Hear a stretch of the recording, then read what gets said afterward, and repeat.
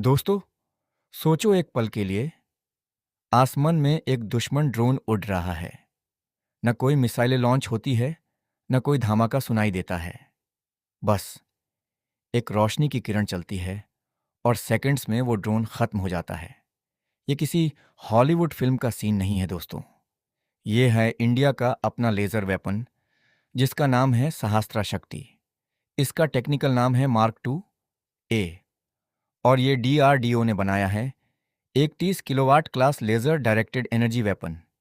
Simple भाषा में समझाऊं तो इसमें 6 अलग अलग लेजर बीम्स होते हैं, हर एक 5 किलोवाट का, और ये सब मिलकर एक सिंगल पावरफुल बीम बनाते हैं। इसके साथ इलेक्ट्रो ऑप्टिकल और इंफ्रारेड ट्रैकिंग भी लगी होती है, ताकि टारगेट को बिल्कुल सही जगह लॉक किया जा सके। और ये कोई थ्योरी नहीं है दोस्तों। इसको ड्रोन्स के अगेंस्ट, ड्रोन स्वार्म्स के अगेंस्ट और सेंसर्स के अगेंस्ट टेस्ट किया जा चुका है, तकरीबन 4 से 5 किलोमीटर की रेंज में।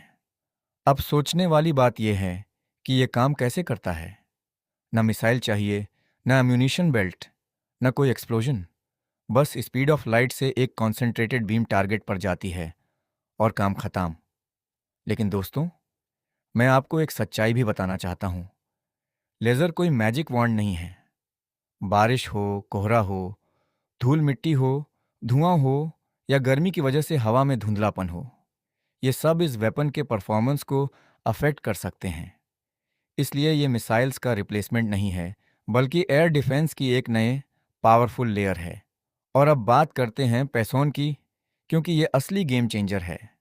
एक दुश्मन ड्रोन की कॉस्ट होती है लाखों में, लेकिन उससे मार गिराने वाली इंटरसेप्टर मिसाइल की कॉस्ट होती है उसकी कई गुना ज़्यादा। लेज़र शॉट में सिर्फ इलेक्ट्रिकल पावर लगती है, मतलब हर हमले की कॉस्ट बहुत कम हो जाती है और बार बार अम्यूनिशन बनाने की ज़रूरत भी नहीं पड़ती। अब ज़रा सोचो, अगर कभी बड़े स्केल पर ड्रोन वॉरफेयर होती है, तो ये टेक्नोलॉजी पूरी एयर डिफेंस की इकोनॉमिक्स ही बढ़ा सकती है। और ये जो इंडिया ने किया है, ये कोई छोटा अचीवमेंट नहीं है दोस्तों। दुनिया के बड़े बड़े देश इस रेस में हैं। अमेरिका अपना लॉज और हेलियोस डेवलप कर रहा है। चाइना के पास LW-30 और साइलेंट हंटर जैसे व्हीकल माउंटेड सिस्टम्स हैं। इसराइल अपना आयरन बीम बनाया है, जो रॉकेट्स और ड्रोन्स दोनों को रोक सकता है। और रशिया के पास पेरेस्वेट है।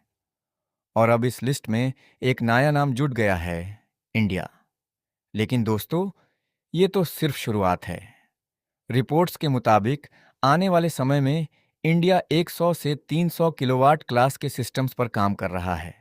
मीडिया में एक नाम भी चर्चा में है, सूर्या, जो शायद उस 300 किलोवाट वाले फ्यूचर प्रोग्राम का नाम हो सकता है।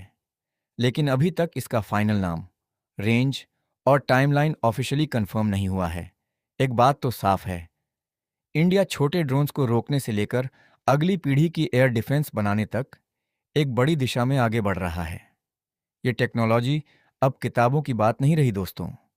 ये अब इंडिया के डिफेंस का एक रियल, तैयार होता हुआ हथियार है। तो चलिए, एक सवाल आपके लिए छोड़ के जाता हूं। 2030 तक इंडिया के आसमान को कौन बेटर डिफेंड करेगा, लेजर्स या मिसाइल्स? कमेंट में ज़रूर बताना।